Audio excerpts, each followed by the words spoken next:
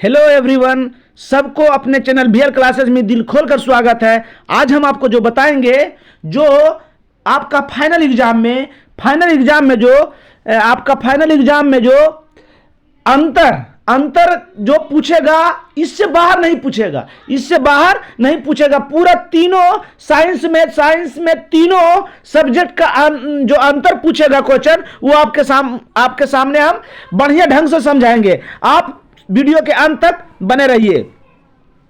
चलिए, पहला अंतर है धातु अधातु में अंतर। धातु अधातु में अंतर दो तरह से पूछते हैं, एक रासायनिक गुण के आधार पर, एक भौतिक गुण के आधार पर। तो रासायनिक गुण के आधार पर देखिए, पहला क्वेश्चन है कि जब धातु की अभिक्रिया ऑक्सीजन से होती है तो ऑक्साइड बनता है। जब धातु की अभिक्रिया ऑक्सीजन से होती है तो ऑक्साइड बनता है। समझ गए? अधातु में जब अधातु की अभिक्रिया ऑक्सीजन से होती है तो धातु का सहसंयोजी ऑक्साइड बनता है। ये ऑक्साइड बनता है, इसमें सहसंयोजी ऑक्साइड बनता है। एगो याद कर लीजिएगा, एगो बढ़िया से याद रह जाएगा। ऑक्साइड, सह संयोजी ऑक्साइड। नंबर दो देखिए, यह जल से अभिक्रिया करता है, यह जल से अभिक्रिया नहीं करता है।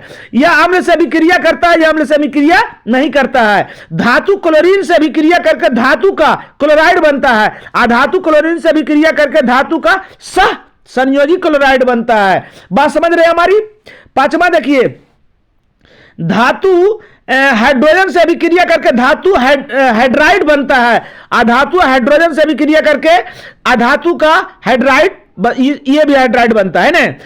धातु हाइड्रोजन से अभिक्रिया करके धातु का हाइड्राइड, अधातु हाइड्रोजन से अभिक्रिया करके अधातु का हाइड्राइड बनता है। आपको समझ में आ गया होगा। चलिए, अब अगला अंतर देखिए।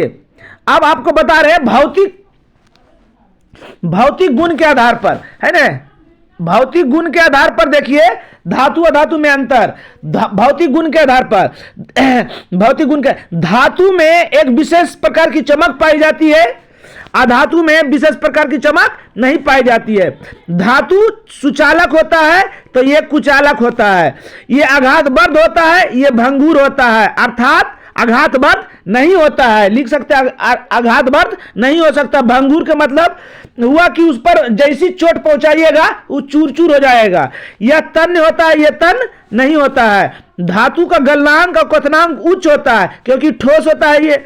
अधातु का गलनांक और क्वथनांक निम्न होता है। समझ गए? चलिए, अगला देखिए, साबुन, है ना। साबुन और अपमार्जक में अंतर।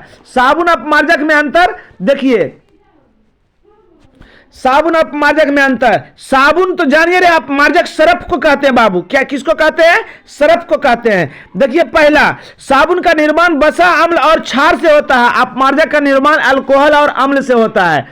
अल्कोहल और अम्ल से। इसका निर्माण वसा, अम्ल और क्षार से। वसा, अम्ल और क्षार। अपमार्जक का अल्कोहल और अम्ल से होता है। साबुन जो है कठोर जल से अभिक्रिया नहीं करता है, जबकि अपमार्जक जो है, सरफ जो है, कठोर जल से अभिक्रिया करता है। अपमार्जक सरफ का उपयोग प्रथम विश्व युद्ध में भी किया गया था, याद रखिएगा।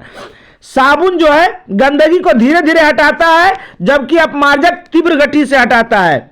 एगो याद कीजिएगा, एगो उल्टा लिख दीजिएगा, एकदम कोई दिक्कत नहीं है, नंबर पूरा मिलेगा। साबुन जो है गंदगी को धीरे धीरे, हाँ, साबुन का जलीय विलयन क्षारीय होता है, इसका अम्लीय होता है। जब ये क्षारीय होगा तो ये क्या होगा? अम्लीय होगा, है ना। अब याद रखिएगा बढ़िया से, साबुन जो है 3 अक्षर का, क्षारीय 3 अक्षर का, अम्लीय है 3 से बेसी, तो अपमार्जक है 3 से बेसी, तो अम्लीय 3 से बेसी। बात समझ गए अच्छी तरह से? चलिए, साबुन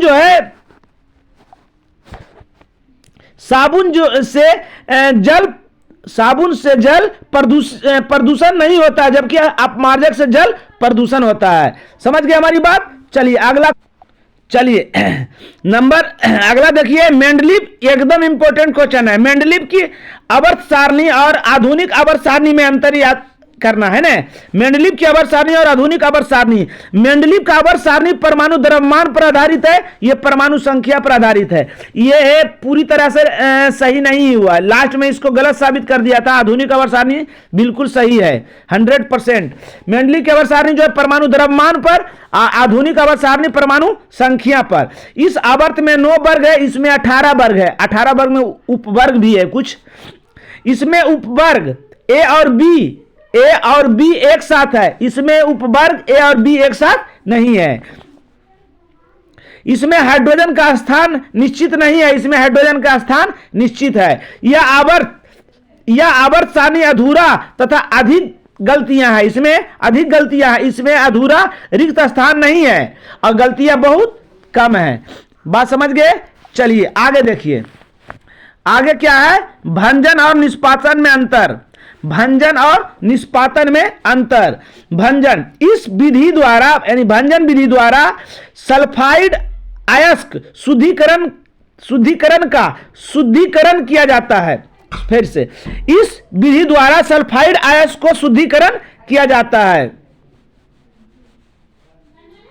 इस विधि द्वारा सल्फाइड का शुद्धिकरण किया जाता है। इस विधि द्वारा कार्बोनेट और हाइड्रोजन अयस्क का शुद्धिकरण किया जाता है।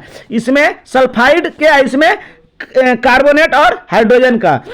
इस विधि में अयस्क को वायु की उपस्थिति में रखकर गर्म किया जाता है। इस विधि में अयस्क को वायु की अनुपस्थिति में रखकर गर्म किया जाता है। समझ गए हमारी बात? चलिए अगला नंबर, खनिज और अयस्क में अंतर है ना। खनिज जो है धातु और अधातु के यौगिक से युक्त वैसा पदार्थ जो पृथ्वी के तल से, पृथ्वी के नीचे से निकाला जाता है, मिलता है, उसको खनिज कहते हैं। जबकि उस खनिज को शुद्धिकरण निष्कर्षण जिस विधि से करते हैं उसको अयस्क कहते हैं। जिस खनिज से धातु का निष्कर्षण होता है उसे अयस्क कहते हैं। सभी खनिज अयस्क नहीं होते हैं, लेकिन सभी अयस्क खनिज होते हैं। चलिए आगे क्या है? अम्ल और क्षार में अंतर। अम्ल और क्षार में, अम्ल स्वाद में खट्टा होता है, क्षार स्वाद में तीखा होता है ना। अम्ल जल में विलय होता है, कुछ क्षार जल में विलय होते हैं, उसे क्षार कहते हैं। जैसे NaOH, KOH और NH4 ये होता है और बाकी क्षार नहीं होता है। अम्ल जो है जल में घुलकर H आयन, हाइड्रोजन आयन उत्पन्न करता है, जबकि क्षार जल में घुलकर OH है ना, OH आयन उत्पन्न करता है। समझ गए? चलिए अगला क्वेश्चन है अवतल लेंस और उत्तल है ना। अवतल लेंस और उत्तल लेंस। अवतल का परावर्तक सतह धसा होता है, उत्तल का याद रखिए। पहले उत्तल का याद रखिए, ऊ से उत्तल और ऊ से उभरा है ना, उठा या उभरा दोनों ऊ से होता है। तो उत्तल लेंस जो है ना परावर्तक सतह उठा होता है, अवतल का धसा होता है। अवतल दर्पण धसा भाग पर पॉलिश किया होता है, इसमें उभरा भाग पर पॉलिश किया होता है। उत्तल दर्पण में हमेशा काल्पनिक प्रतिबिंब बनता है, अवतल में काल्पनिक और वास्तविक दोनों प्रतिबिंब बनता है।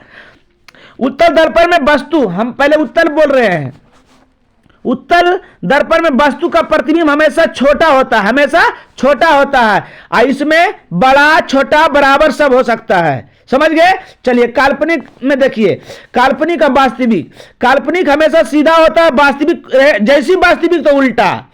और दूसरा, इस काल्पनिक पर्दे पर प्राप्त नहीं किया जा सकता है, वास्तविक को पर्दे पर प्राप्त किया जा सकता है। काल्पनिक प्रतिबिंब किरण के काल्पनिक कटान पर कटता है ना, ये वास्तविक कटान पर कटता है। चलिए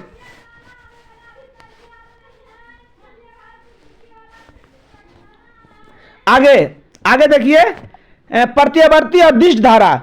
प्रत्यावर्ती बड़े बड़े यंत्रों से प्रत्यावर्ती धारा चलती है और छोटे छोटे यंत्र जो है दृश्य धारा चलती है।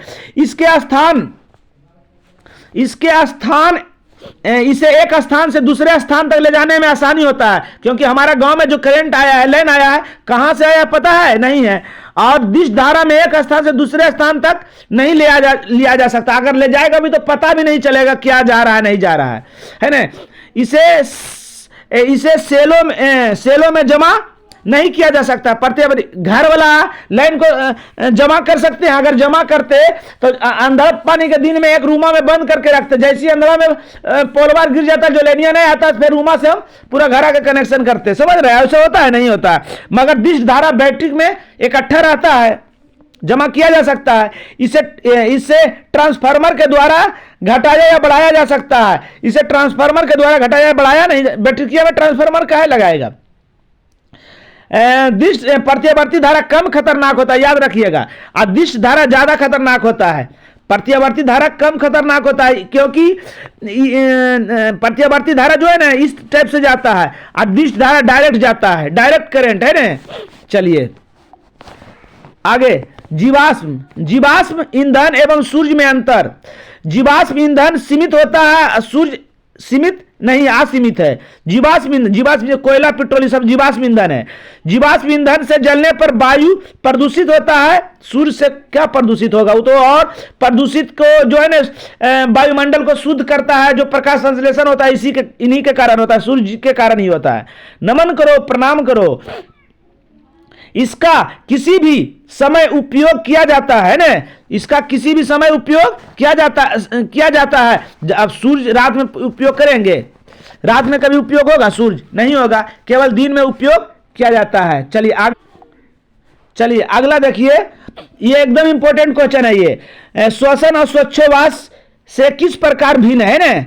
स्वच्छोवास यह एक भौतिक प्रक्रम है। यह क्या है? भौतिक प्रक्रम। श्वसन एक जैविक प्रक्रम है। इसमें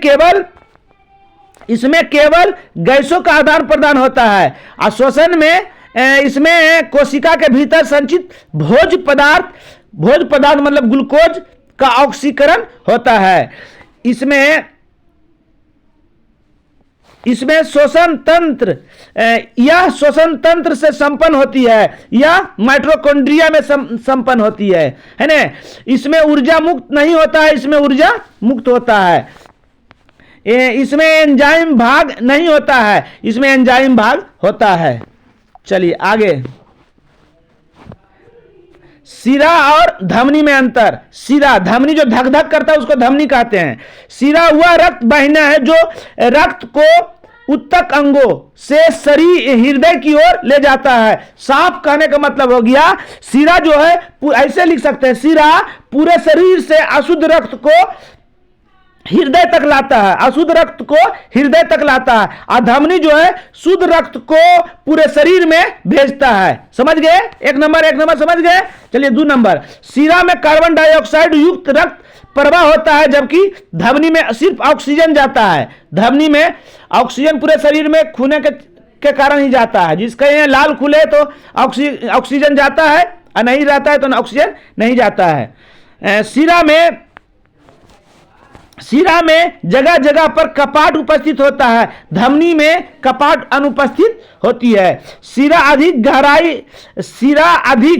गहराई में नहीं होता है, जबकि धमनी अधिक गहराई में होता है। समझ गए? चलिए आगे, चलिए नया क्वेश्चन दिए हैं। स्वपरागन और परपरागन में अंतर है ना। स्वपरागन परागकोश से परागकण निकलकर उसी पुष्प के या उसी पौधे के किसी अन्य पुष्प के अंग के वर्तिकाग्र पर पहुंचते हैं। अब परागकण में परागकोश से परागकण निकलकर किसी दूसरे पौधे, चाहे वह किसी उसी जाति का हो या अन्य जाति के हो, उसमें वर्तिकाग्र तक पहुंचा देते हैं। परागकणों में के नष्ट होने की संभावना कम होती है,